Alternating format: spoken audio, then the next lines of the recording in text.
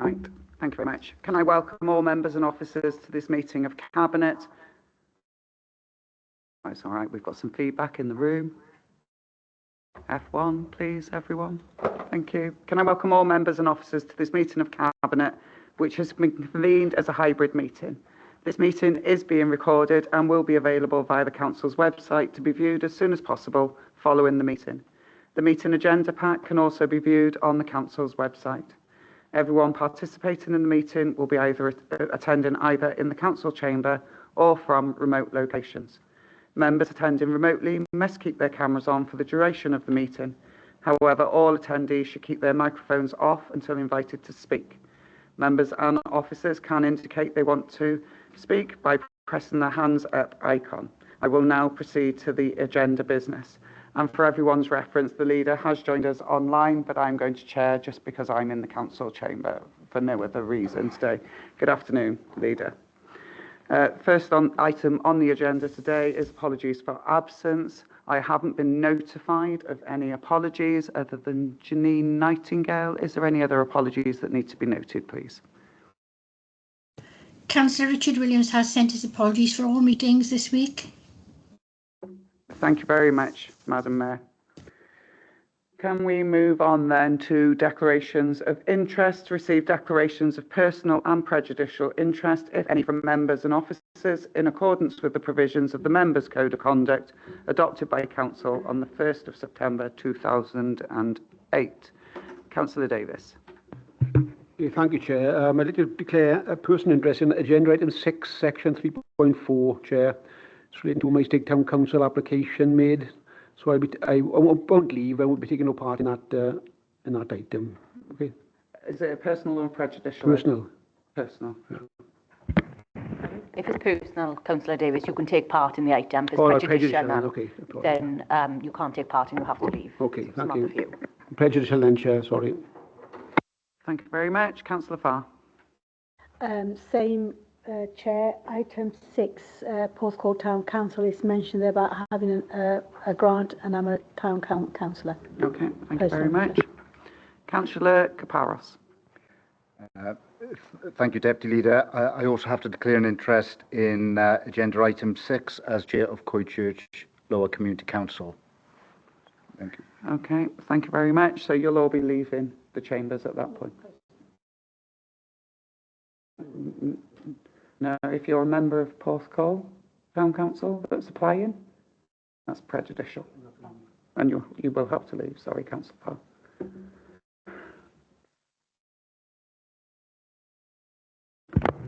Yeah, it's a matter for members whether they feel they have a personal or a prejudicial. But if you, a community council, is applying for a grant that's being considered, I would suggest it would be prejudicial and you'd need to leave.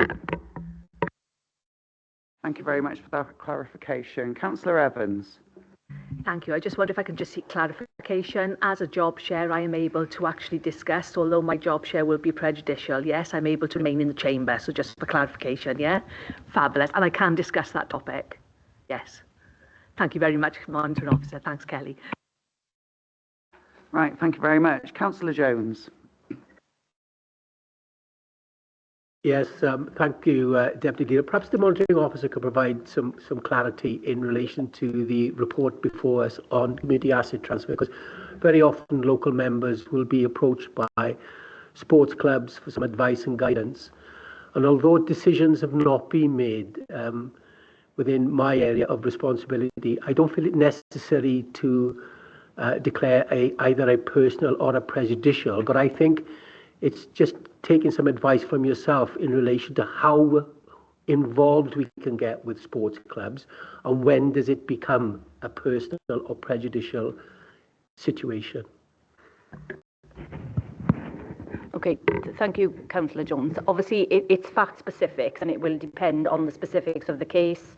So it's probably best that we take this offline and you come to me with your specific query so that I can consider all the facts and give the proper advice. Thank you very much. Right, can we move on, please? So, excuse me, I've been asked to do some minutes and I'm just checking which ones I need to be doing. So, the minutes we need to be doing at the minute are I need a formal mover and a seconder, please, for minutes receipt, for the approval of the minutes from the 11th of March, please. Move, I Chair. move. Second.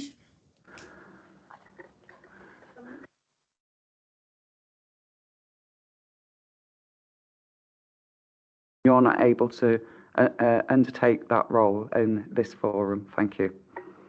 So can I have a mover and a seconder, please? Neela? A second. Okay. Councillor Griffiths, you can't actually formally move or second Okay. any minutes in Cabinet. Thank you. Can I I have withdraw. formal? Thank you. I'm happy to second, Chair. Thank you very much. Councillor Evans. Right. Can we move on, please, to the assisted transport policy, please? Over to you, Claire. Thank you. Yeah, thank you very much, Deputy Leader. So the purpose of the report this afternoon is to seek Cabinet approval for the Social Services and Wellbeing Assisted Transport Policy, which is included as Appendix 1 to the papers.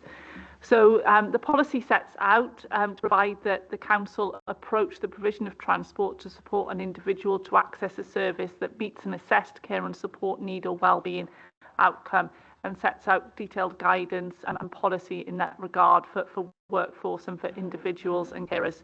The policy itself sets out as a principle that the provision of assisted transport from the Council should only be utilised as a final option for individuals who cannot otherwise have their care and support needs met, and that in the vast majority of circumstances, individuals with the capability and means to provide their own transport would be expected to so do.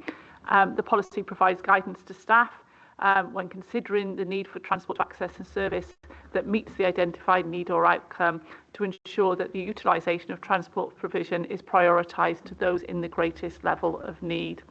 You'll see that the report sets out the consultation and engagement that was undertaken as part of the development of the policy. It details the online consultation and engagement where responses were received from only 8 individuals. It goes on to talk about the scrutiny engagement and some subsequent further engagement with Bridgend People First, a self-advocacy organisation for people with learning disabilities, which provided some further feedback from 9 individuals, and that's all set out within the report. So as you can see, within the report, there's also been feedback sessions with the workforce as well as individuals and carers, and the development of the policy is well supported by the workforce, who welcome the greater guidance. What I should have said is that this policy itself is very much in line with the policy and the practice model that we have within adult social care within the County Borough, in terms of being very strength-based and outcome-focused for individuals, focusing on what they can do rather than what they can't do, and looks to enable and support individuals really to fulfil their potential. So if I take members to 310 of the report, you can see concerns that were raised during the online consultation and amendments that were made to the policy as a result of the issues that were made. So although there were only 8 responses, we have sought to take on board as far as is possible the issues that have been raised, and particularly to make sure that there's clarity in relation to the relationship between this policy and the aligned policy of the Council in relation to homes to school transport, which has been previously approved by Cabinet. And you can see within the report that we detail the joint working there's been between the Social Services and Wellbeing Directorate and the Education, Early Years and Young People Directorate in that respect. If I take you then to 313 of the report, you can see that this policy has been subject to robust pre-scrutiny by the Overview and Scrutiny Committee 2, and that 3 recommendations were made by that Overview and Scrutiny Committee, and that actions have been taken in relation to all 3 of those recommendations, including, importantly for this report, the further engagement with Bridgend People First. They were contacted as part of the initial consultation, didn't respond. That was noted as an area of concern by the Scrutiny Committee, so we undertook to make sure that we followed up with them, and as a consequence there was some further consultation and engagement undertaken.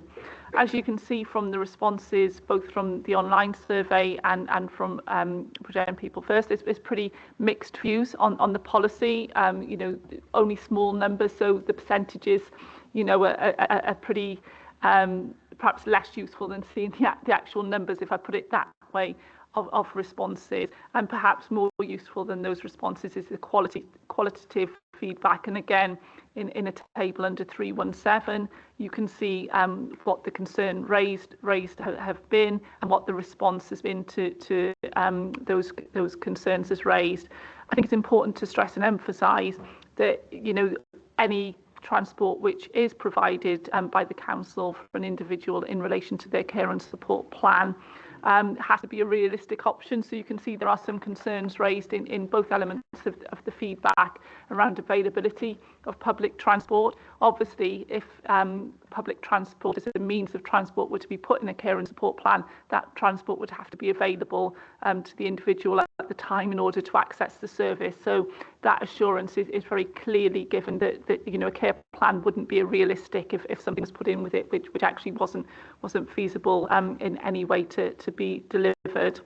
If I take members then through, you can see that in terms of the equality impact assessment screening, that there are no individuals who are disadvantaged by this particular policy.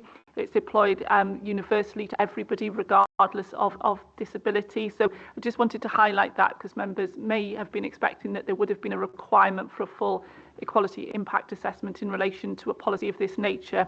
Full advice has been taken by the Equalities Officer, and that's reflected in terms of the report before you this afternoon. If I take members then to the recommendation, which is in 9.1 of the report, it's recommended that Cabinet approve the Social Services and Wellbeing Assisted Transport Policy Appendix 1, and that if you are minded to approve this afternoon, that policy would be implemented from the 1st of May this year. Thank you. Thank you very much, Claire. I think we all know the benefit of this timely policy. I think it's well overdue. Travel training, we know, is one skill that we can develop with some residents that we know will help assist them in gaining more independence. And I say we know because we already have trainees at Arwyn that have undertaken this travel training, and actually they use it to go out and do other things to support their own independence. So the methodology for the assisted transport is quite right and appropriate. Can I have a mover and a seconder for the report, please? Oh, sorry, Councillor Kaparos. Thank you, Chair. I'm happy to move the report. I have three quick questions, if you're happy for me to fire them off. Okay, so it was very pleasing to see, following the recommendations of scrutiny, and that there will be a complaints and appeals procedure. I notice in the report it says about the potential of issues where a mobility car is provided but used by another member of the family, thus causing additional costs providing transport for a person to access services. Is that something we're seeing many examples of, or are we just fortifying our processes to make sure our expectations are clear? That's the first question. Second, under 3.15, a number of issues are raised around the difficulties in accessing public transport, and hopefully that's something that with better bus route controls coming in, we'll be able to improve that situation. But I was wondering if you could elaborate on the travel training programme, what that would look like for residents. And then lastly, within the transport policy itself at 10.4, it covers issues of potentially users declining services where they had the capability to travel to, and that being recorded. I'm just wondering how that would be picked up.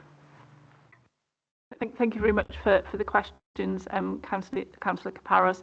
If I go through them in turn, in terms of the first question that you asked this afternoon, in relation to mobility vehicles, it is quite common actually for there to be a mobility car within a family setting.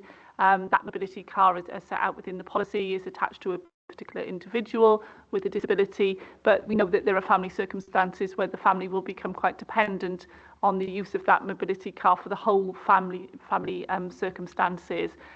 We need to, obviously to be very sensitive in our practice in this area, and our social workers are very experienced in navigating these sorts of circumstances. Obviously that car is a benefit which is in place for a very specific purpose, but we do understand the significant contribution that unpaid carers and family members make to the care and support of individuals, and that if they didn't do what they do, it would cost us as a council and the state a lot more in terms of the care of those individuals. So these circumstances are approached very, very sensitively, but very much in line with what's in the policy and the expectations within the policy. And we look at what we can do to enable people to use that mobility car for the purpose for which it's intended, in order to support individuals to be able to use the car which is their right, really, in terms of that access to mobility. In terms of access to transport, I think I've answered some of that in terms of how that would be dealt with, and as you say, it can be a challenge, but hopefully there will be improvements going forward in terms of that. And sorry, in terms of the third question, Councillor Kaparis, can you just repeat it? Yes, how do we pick up where service users don't access a service that we've said they have the capability to travel to? Yeah, so that's within an individual. If somebody's capacitated individual and they've got an assessed care and support need, but they're not accepting the service which we've assessed that they need, that is their right. If an individual doesn't have capacity to do so, then we would go through a process called best interest in order to ensure that we are working with whoever has legal jurisdiction in terms of that individual to work through what is in their best interest. It's very likely that if somebody is able to transport themselves, that they would have capacity, so that would be their right then to even if there's an assessed need, and we've identified that service is the best way of meeting that assessed need. If they refuse that, then it's just important that that's documented and they're supported to know what other alternatives through advice and assistance can be provided to them. Thank you very much, Claire. Councillor Parr. Happy to second the report, and I have to say I'm really impressed with the report, Claire. It's just what we've talked about in this chamber, the way we should be going. It's a clear guidance, not just for staff, but for people out there, that we're not here to do everything for them. I think it's really, really good. And I really welcome 6.5, sorry, get my glasses on, 6.5 and 6.6, especially for those residents who are in supported care or residential home, that the care provider will be asked to do the transporting. The question that I have, do we have data currently on how many people are currently using this assisted transport, please? We will have that data. I'm afraid I don't have that data to hand, Councillor Farr, but I can certainly supply it to you outside of the meeting. Okay. I can see no further questions.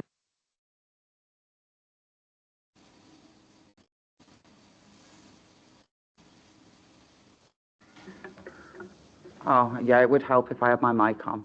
So there was no dissent in the chamber. See, the leader's looking now. Well, there is no dissent in the chambers, Councillor Spanswick, just for your reassurance. It was silence, then. Just silence. Just silence. What bad chairing. Thank you very much, all. So we're all happy to move that report and we're all content with it. Thank you very much, Claire. Can we move on to agenda item number 5, please?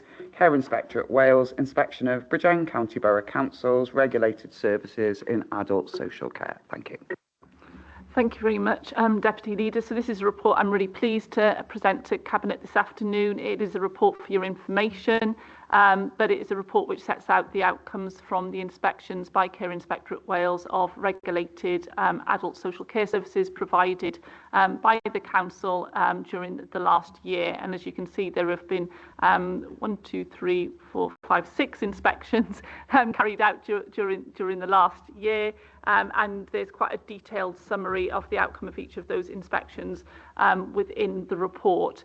As set out within the report, when Care Inspectorate Wales inspect regulated care settings, and that can either be care and support at home, domiciliary care services, or registered care home services, they consider 4 particular themes in all of their inspection reports, and those are the well-being of individuals receiving care and support, the quality of care and support provided to individuals, the leadership and management of the service, and the environment, except in domiciliary care service is where that isn't a relevant consideration.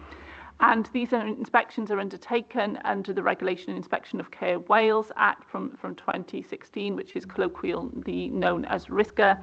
And each organisation that provides care has to have a responsible individual. And for us as a council, that responsible individual for all these care services is a group manager called Jane Lewis. And then each one of those services has its own registered manager. So in presenting this report this afternoon, I'd like to pay tribute to both the RI and the registered managers across those services, and also obviously the frontline staff who work tirelessly day in, day out, and as you can see within this report, a very person-centred way to provide excellent services to the people of the county borough who need them.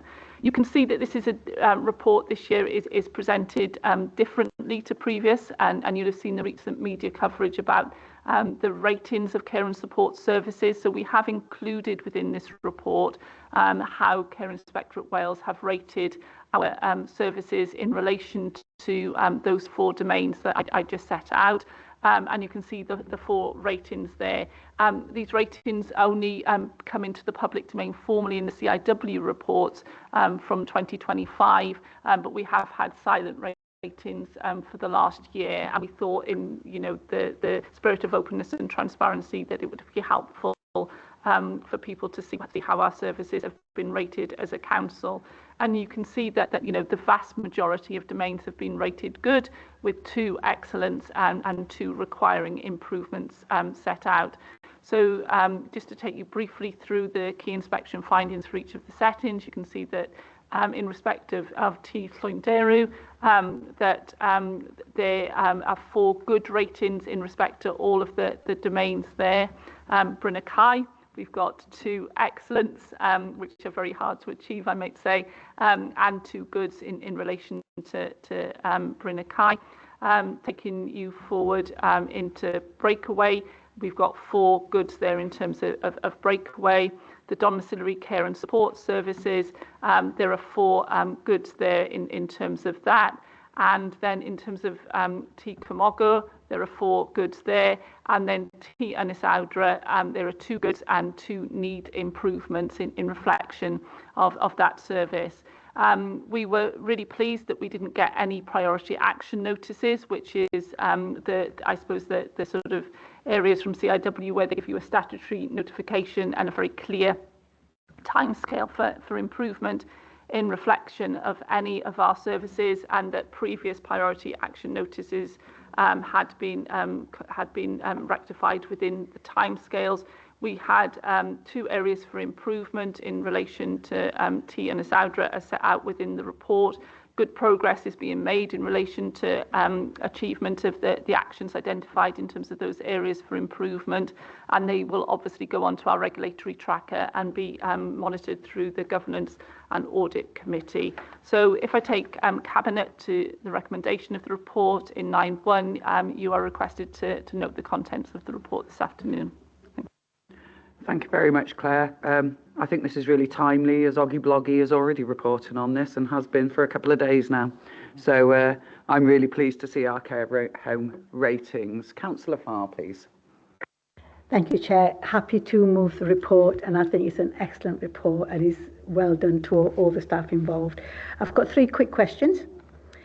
So the part on domiciliary inspection, was that for in-house home care or external home care? That's one question.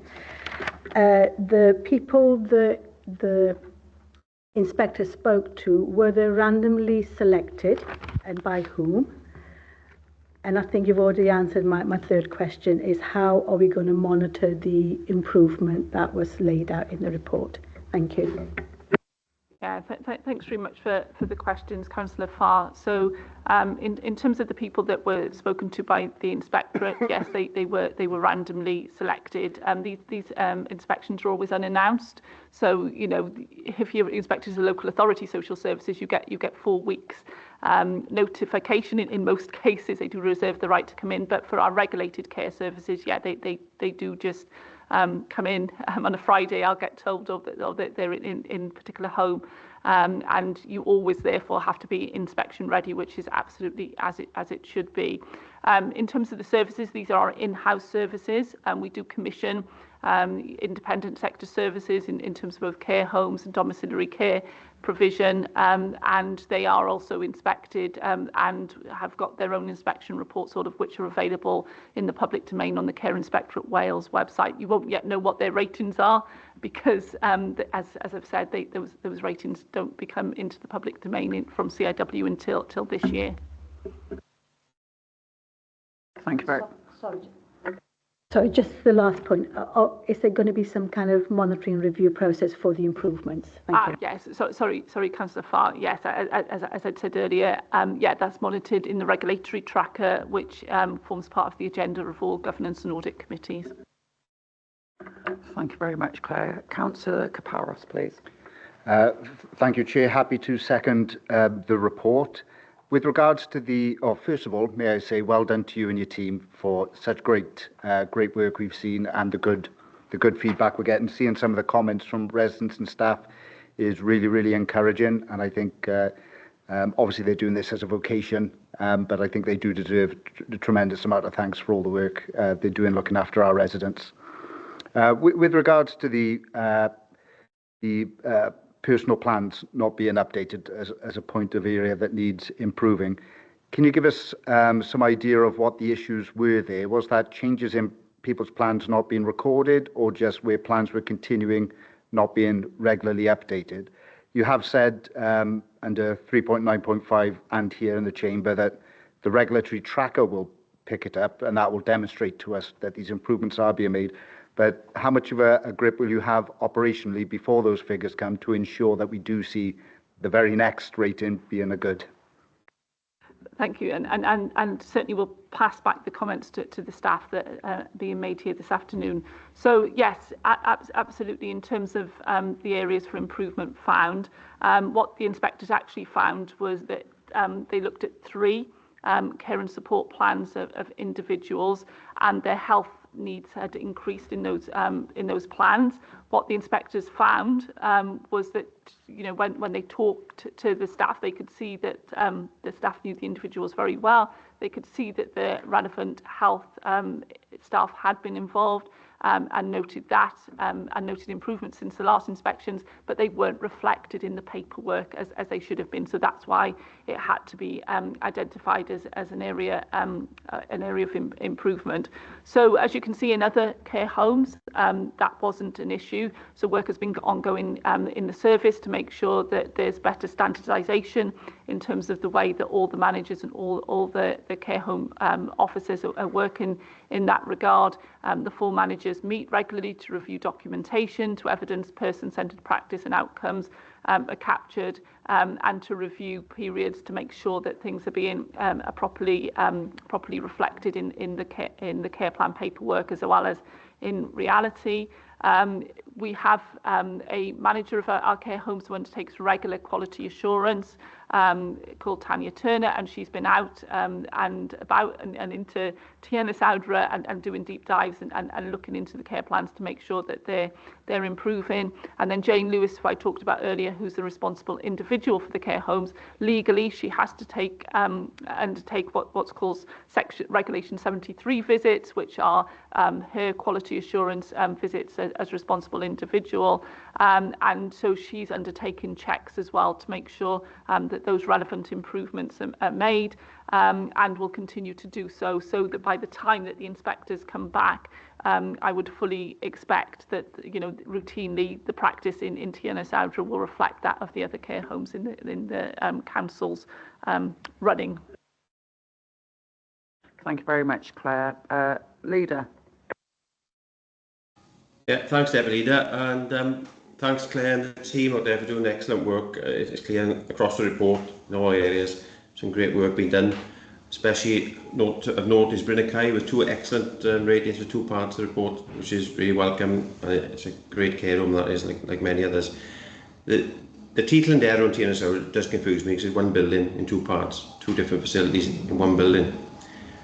Accepting the fact that there's some work to be done, but the quality of care, myself and Councillor Soundgrave has done a motor visit there not that long ago, and we're really impressed with what we've seen there from the sort of extra care facility upstairs and the dementia unit downstairs.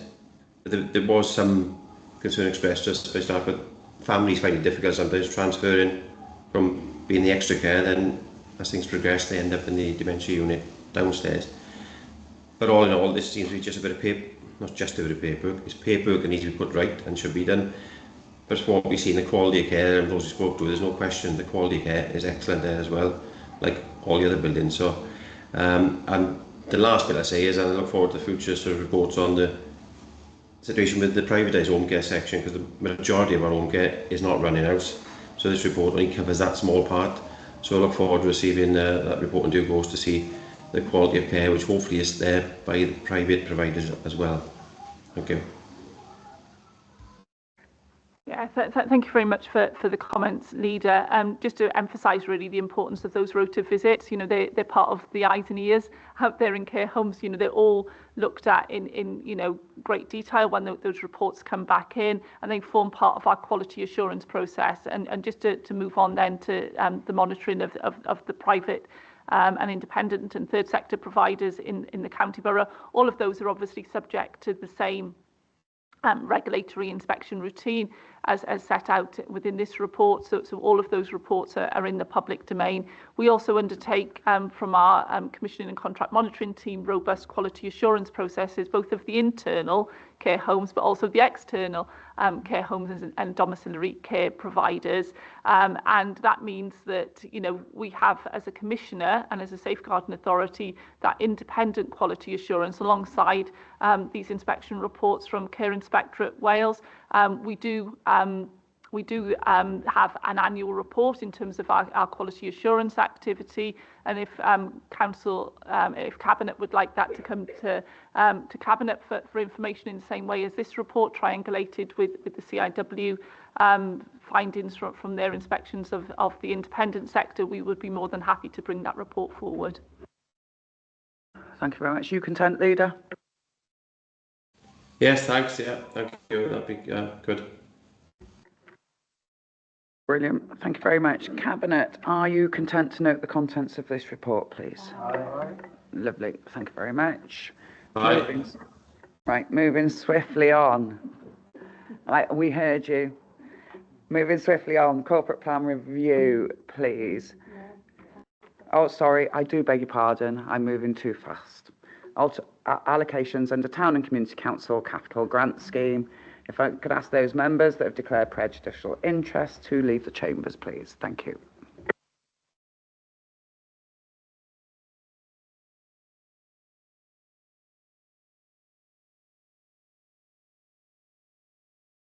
Right, they have now left the building. Who is going to present this report, please? Thanks, Zach. Thank you, Chair. For the purposes of the recording, I'm Zach Shell, Head of Operations for the Communities Directorate. Members will be familiar with the annual or more frequent biannual approval of capital for the schemes for town and community councils. I would remind members the capital grant scheme prioritises applications with 3 alignments. 1 links to our cap transfer process, 2 our decarbonisation agenda, and 3 our wellbeing objectives, or certainly our wellbeing objectives in place at the time of the bids that were received. As we go through the report, the early elements of the report, such as section 2.2, remind members of previous approvals that have been undertaken, and particularly the last batch that was in October of 24. Section 3 of the report updates with the current situation and starts with the current financial position. I'll remind members, effectively we are given £50,000 every year to put into a pot, effectively, for the town and community councils. That pot, you know, if not allocated in its entirety or used in its entirety, rolls forward.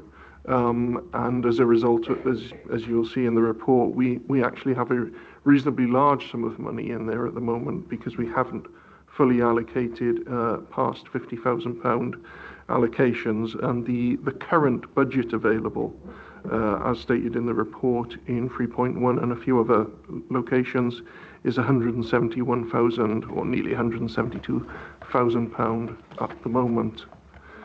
Town and community councils were made aware of the capital grant scheme for the 25-26 year and the basis of the assessment of their bids, which included the council's wellbeing objectives on the 18th of October 24, and the grant closed for applications in February, or the 28th of February of this year.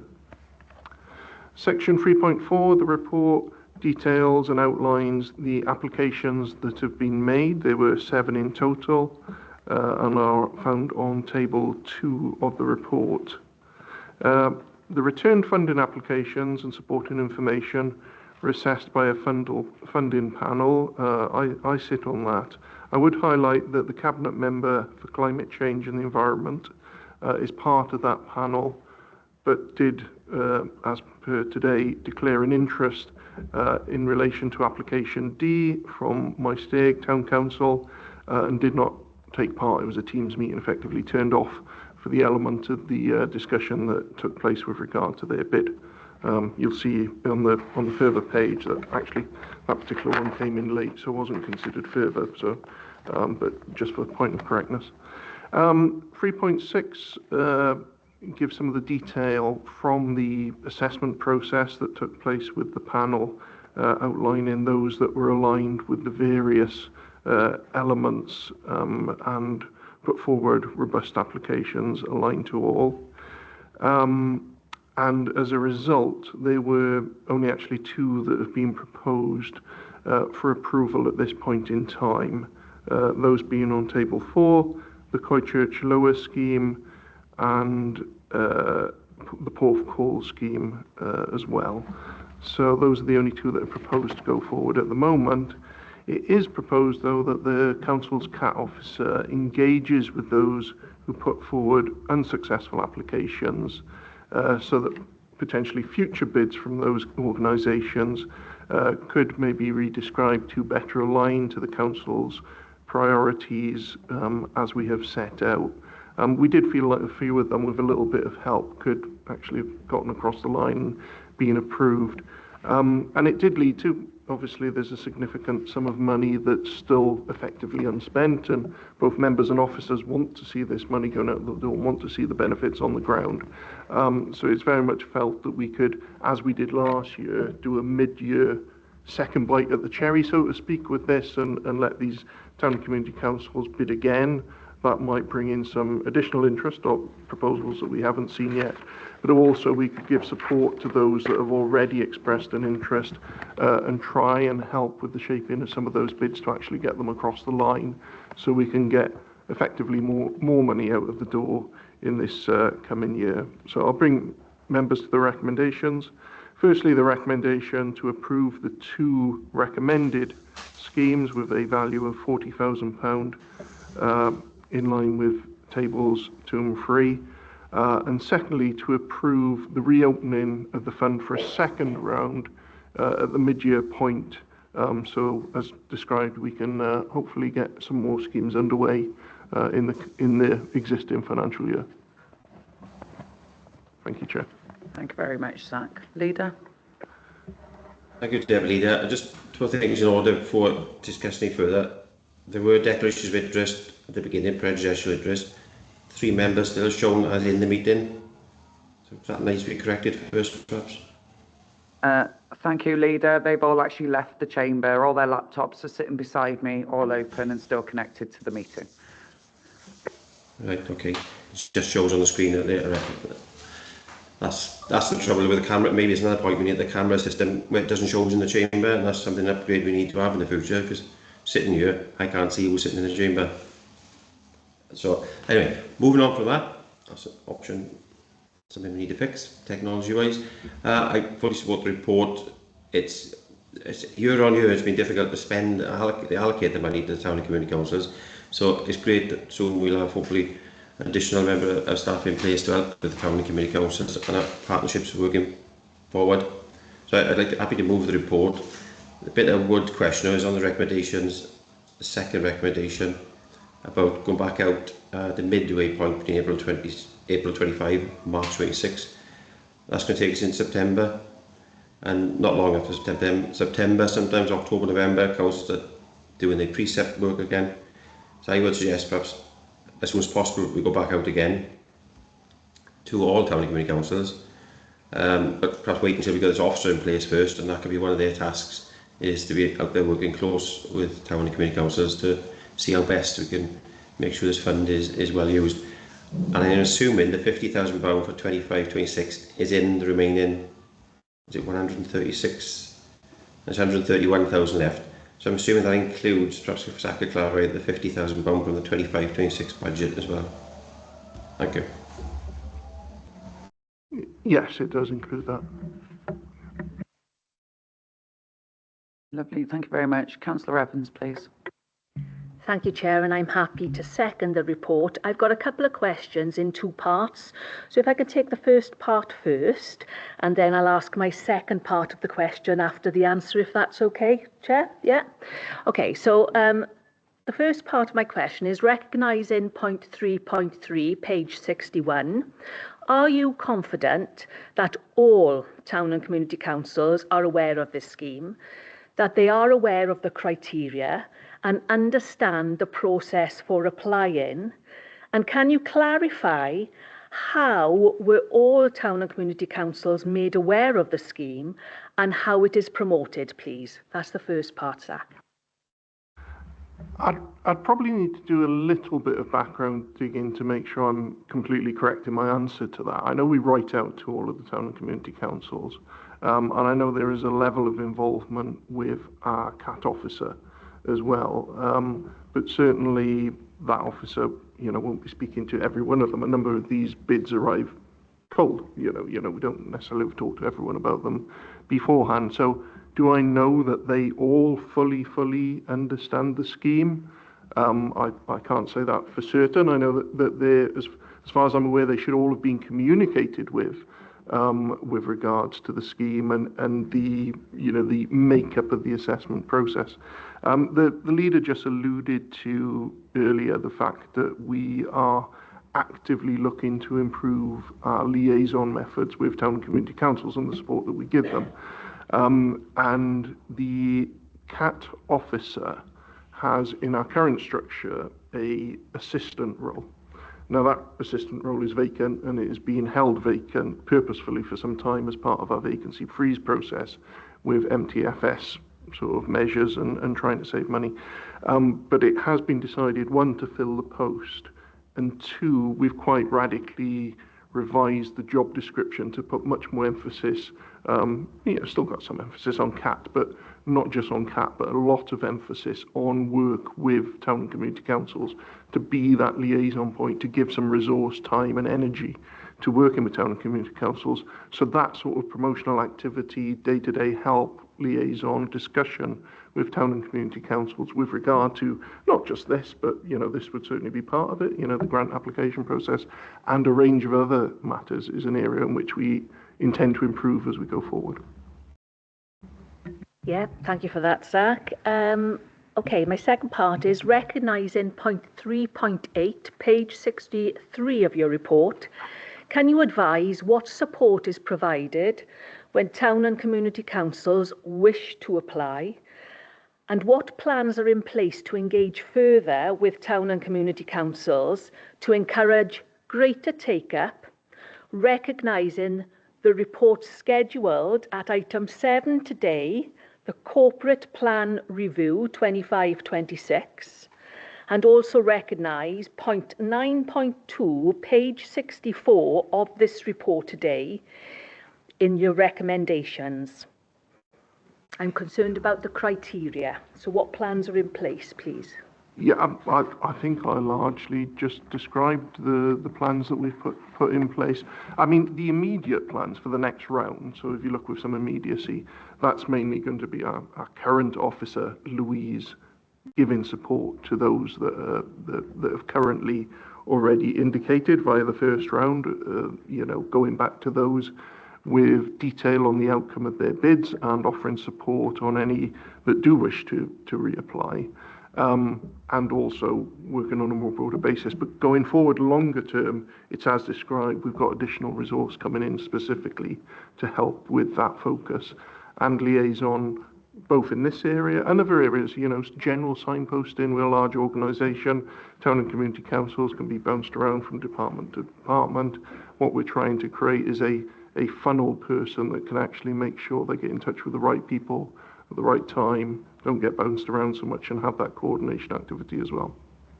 Thank you, Zach. And can you just clarify for me then, what sort of timescale will we be looking for that resource to be in position, please? Well, process-wise, we've revised the job description. It's done one loop through the job evaluation process. We've just tweaked it as a result of that process and resubmitted it.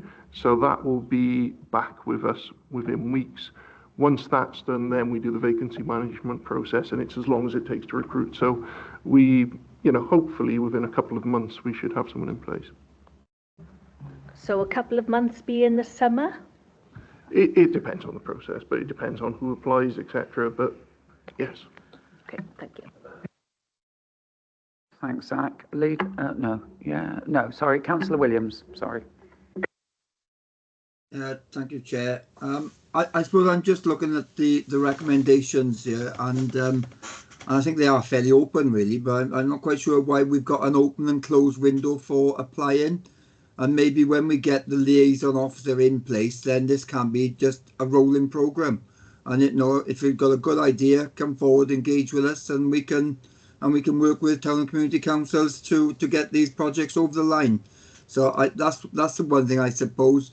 I don't think the recommendation stops us from opening it at any time, but I'm just curious, I suppose, really, is why we got an open and closed sort of option there then, even though it doesn't say it's open and closed. It just says it'll open between April and March, which is, I'm not quite sure what the meaning of the recommendation is then, or what the purpose or what the background to it is. Yeah, I mean, I think that's a good point, actually. Should we just have this as a rolling open programme? People can apply, we'll consider them as they come in and allocate as we go. I think in the current environment, in financial environment, we could do that. When I first joined the authority, it was a little bit different in that we'd have a pot of money. The bids would come in typically, and we used to approve pretty much all bids that just provided a public benefit at that point in time. It wasn't aligned to certain strategic priorities. And at that point, you typically have more bids than there was money. So you wouldn't want it open all the time because, you had to have a process, you had to have a cut-off, and you had to say no to some of the bids because effectively you were oversubscribed. But we're in a very different position to that now. So effectively, we could have more of a rolling sort of openness to the applications, until such time as the financial position changes, I think. Thanks, Zach. Leader? Yeah, just support what Councillor Williams said and Zach's feedback then about having that more sort of open rolling programme. We'll have to be conscious there's only so much money there to spend, and shouldn't be the sort of fastest finger first, but who's the most organised, getting bids in. But it does take account, as far as I'm aware, councillors that have previously had bids 1 year, they're not putting a bid, they can put a bid in every year, but then we need to encourage those that haven't put bids in.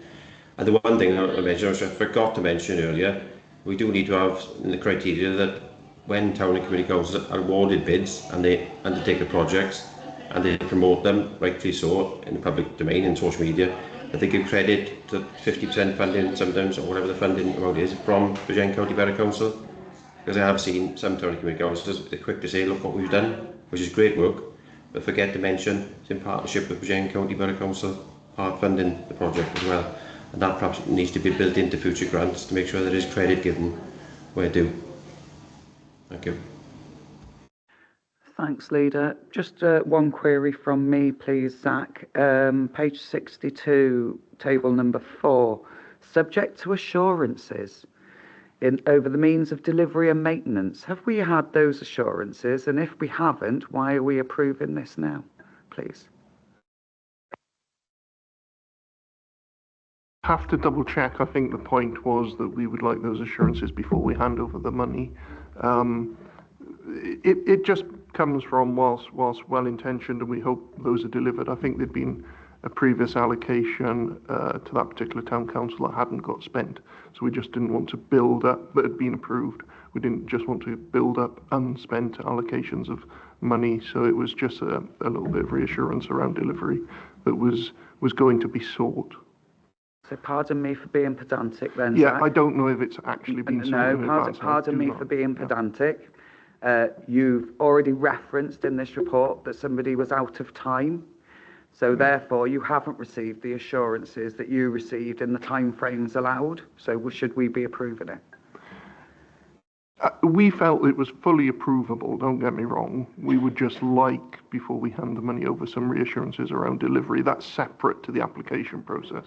Right, okay. And it's not a requirement of the application process. It was just an observation that we made due to historical factors. Okay, thanks very much. Cabinet colleagues, are you happy to... we have had this amended, however, haven't we? So let's go to the recommendation, because it was amended by Councillor Williams, and then the leader formally seconded that. And it was around the timescale, so there should be just a general flow through the system of this. There shouldn't be opening and closing times. So that amendment at 9.2, well, that 9.2 will need to be amended to say that, but we're quite happy with the rest of it. Cabinet colleagues, do you agree? Leader online? Aye. Aye. Yep, lovely. Thanks very much. Bear with us while we get people back in the room, please.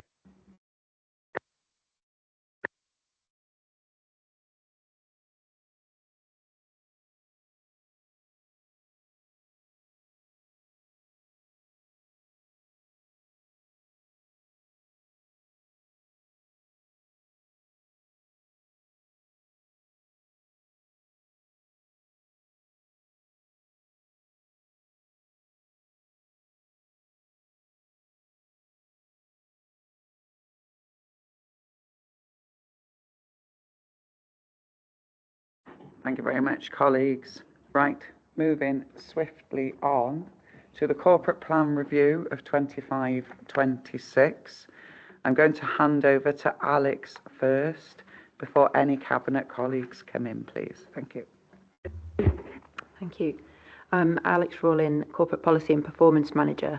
So the report in front of you today outlines an updated corporate plan delivery plan for 2025-26. As you know, we've got a 5-year corporate plan, 2023 to 28, that does not include commitments or performance indicators. Instead, we agreed that each year we would develop a 1-year delivery plan based on our priorities and operating environment and the Council's agreed budget. So in early January, we commenced a review of what worked well and what didn't work so well in the corporate plan delivery plan for 2024-25. Performance reporting through 24-25 has been challenging, and officers and members, including scrutiny committees, all agreed that the current plan is too large, it's imbalanced both by priority and by directorate, and insufficiently focused on priorities. We clearly need to balance that need for change and reduction in size of the plan with sufficient continuity of PIs and commitments so that we're able to see progress and direction of travel of the Council over time. And I hope what's in front of you gets that balance right. In January 2025, CMB agreed some principles for the review of the plan, which were that we wanted to create a smaller, more focused delivery plan. It should be more focused on genuine corporate priorities.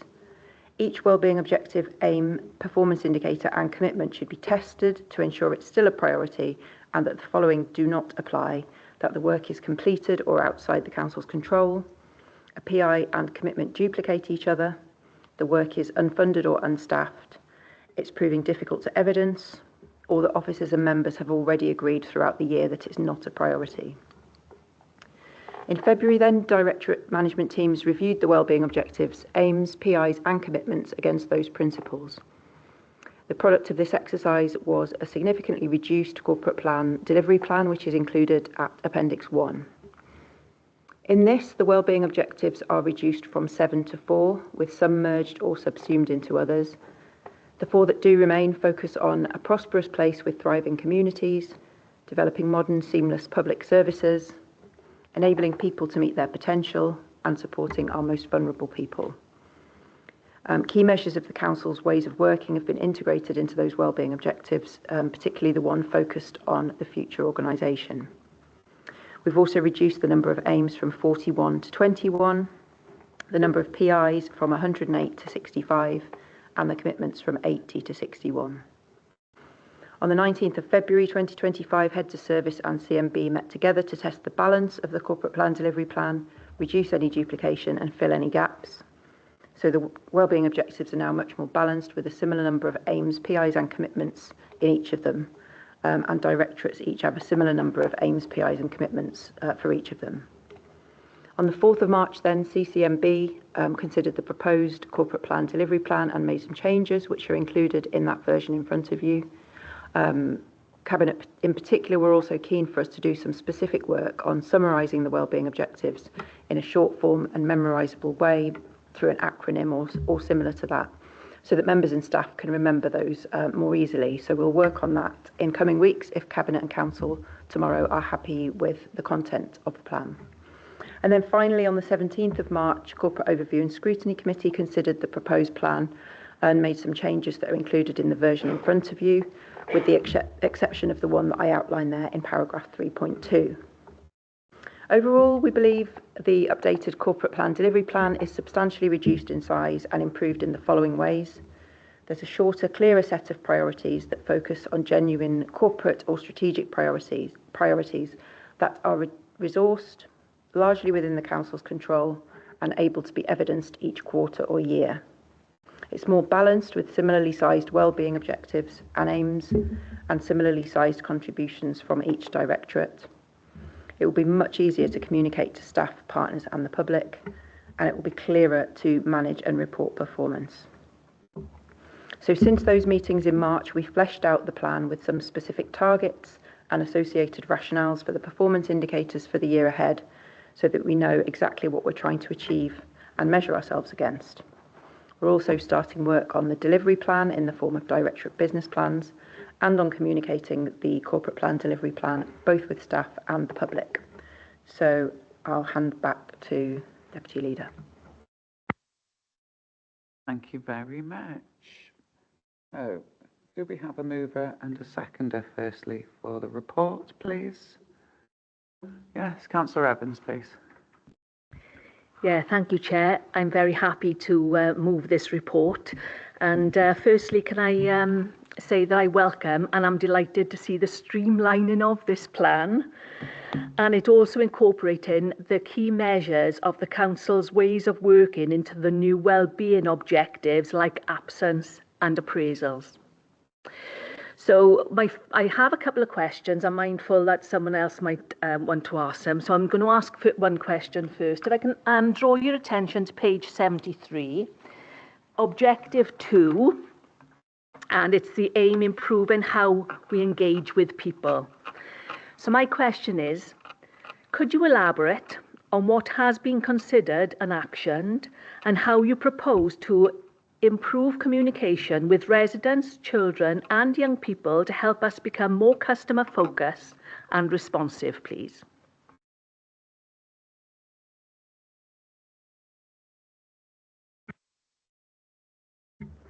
Yeah, so that's one of the commitments that our communications team will be looking at. There'll be a whole long list of milestones against that and projects. And I think probably that's one. I can't remember whether it was Cabinet or Corporate Overview and Scrutiny that were keen to have that session with Anya, the communications team manager, to talk about resident engagement and staff engagement and working with children and young people. But I think that's probably one that you'll probably want to get the detail from her. Thank you very much. Leader? Oh, sorry, just scrolling through pages. I'm not sure if the pages on WordGov are different. I'm struggling. Page numbers.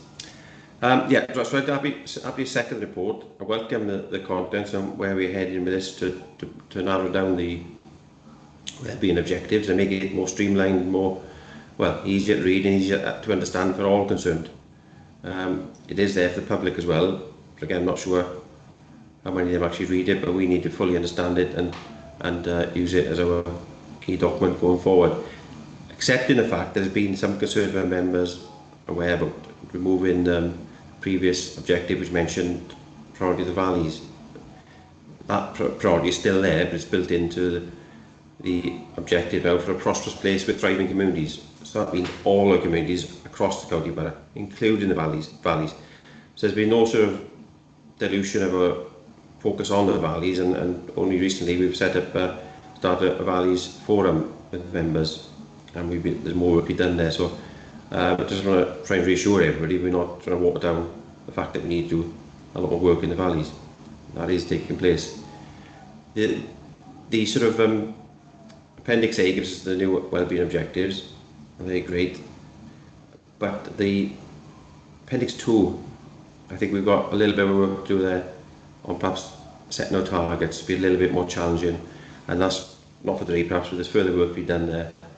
And some examples are, I don't know if the page numbers are right, but in fact the page number 85 on Appendix 2, number of green flag parks and green spaces, we've had 2 for a couple of years, we still got a target for 2. Blue flag beaches, we've had 3 for a couple of years, we still got a target for 3. Just 1 or 2 others, we're percentage of street waste cleansing prepared for recycling. In 23-24 we had 41%, a target for last year and next year is only 40%. And the same goes for our percentage of waste reused recycled, we hit 71.9, I think we're around 73 now, but our target's only 70. So let's challenge ourselves a bit more, perhaps higher targets there. Even for percentage first call resolutions, the reception desk 75.92% last year, we're keeping it at 75%. So that's not criticism, but I just think we need to be across directorates a little bit more challenging. And the one there I forgot to mention, there's the one there about sickness absence, we haven't even got a target, and that itself has to change. That's not acceptable. We do need a target there, and focus on the absence management. Thank you. I think I second the report as well. Thanks, Leader. Can I bring in the Chief Executive, please, Mark? Yes, thank you, Deputy Leader. Thank you, Leader. Point taken, and I think where we can be ambitious, we absolutely should be. I suppose the point I'd make as well, we've had these discussions on numerous occasions, sometimes when there's a reduction in resources, maintaining the level of performance at the same level is actually quite an achievement, and I think we just need to be therefore smart and clever about where it's appropriate to improve the target and when in fact continuing at the same level is actually a very good achievement. And there are also some, you mentioned in passing there, where obviously there's a finite limit and we only have a certain number of beaches, so you know there's a limit to how many beaches we could achieve a blue flag for. So you take the point. I mean, I think it's just about being smart and making sure that we go through that intelligently and coming up with the right targets, but I entirely take your point. Thanks, Mark. Councillor Evans, please.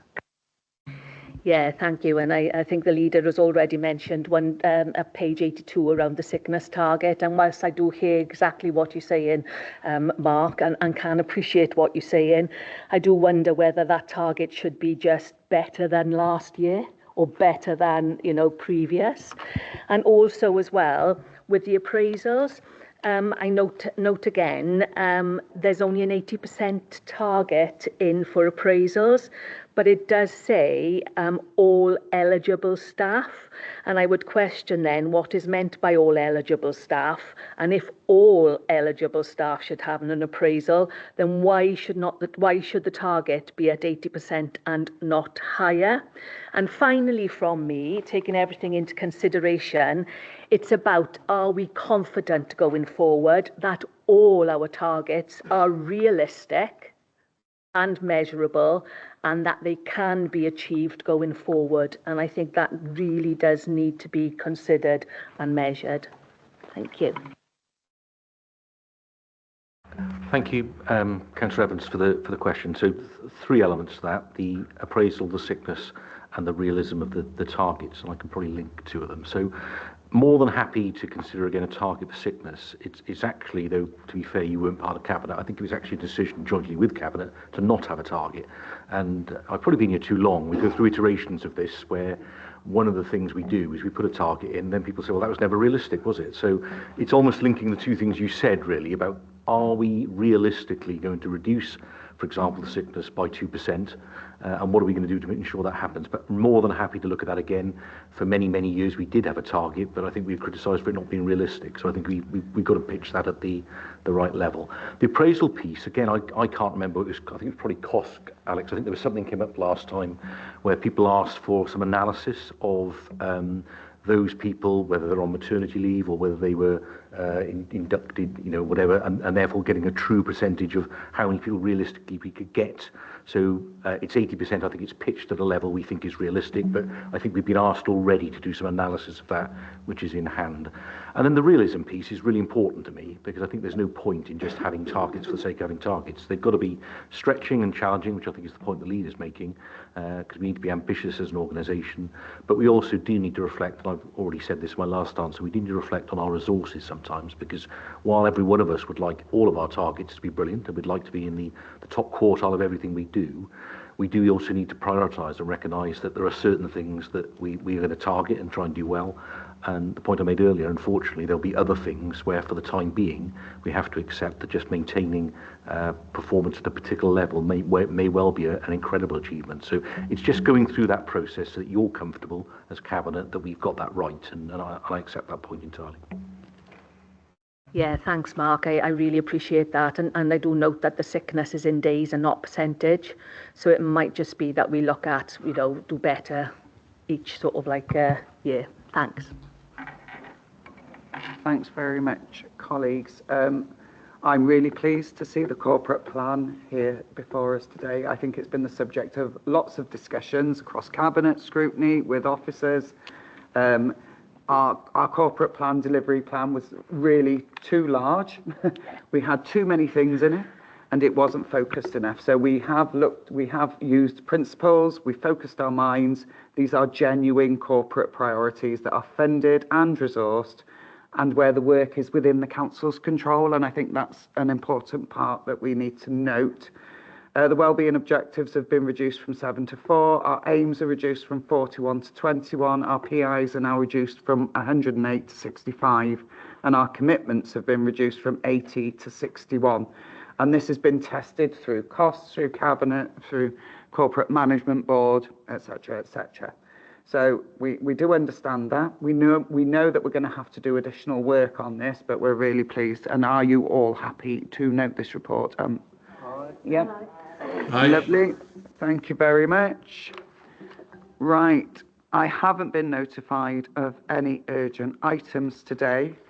However, the following item is not for publication. They contain exempt information as defined under paragraph 14 of Part 4 and paragraph 21 of Part 5, Schedule 12A of the Local Government Act 1972, as amended by the Local Government Access to Information Variation Wales Order 2007. What a mouthful. So we have to, do colleagues consider that the public interest test will be met when we go into private session, please? Yep. Yeah, Lovely. move. Thank you very much. Can I have a seconder, please? Second. Thank you very much. Mike, can you remove all members of the public, please, from this meeting? Thank you. Yes, all done, Chair. Thank you very much. That was a very long sentence for me to get approval of exempt minutes.